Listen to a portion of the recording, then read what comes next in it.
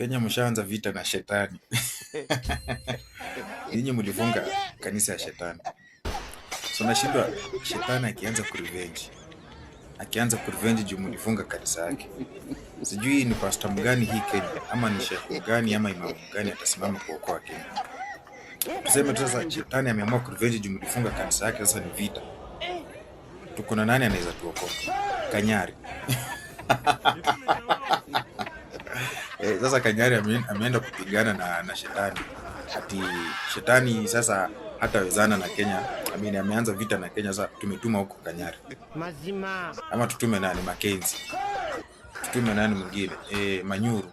Tutume nani mwingine? Ezekiel. Ama Uwori ama nani? Naitwa nani hapo?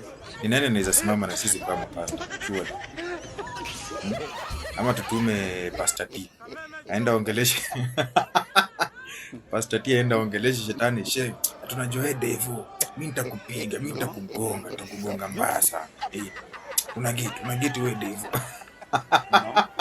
So mimi hizo vita zikianza mimi sio. Mimi am not there. Nyinyi mlichokoza shetani, shauri yenu. Wakati ataanza kazi yake. Namjua huyo jamaa alifukuza mbinguni. Huyo jamaa alifukuza mbinguni. Mungu anafukuza shetani na mleta hii dunia. Tena nyinyi naye mnafunga kanisa yake. Sasa mnataka aende wapi? Kianza vita. Sijui mtatuma huko nani. Mkituma Kanyari, shauri yenu. Kanyari mkimtuma atabaki huko. Nani mwingine?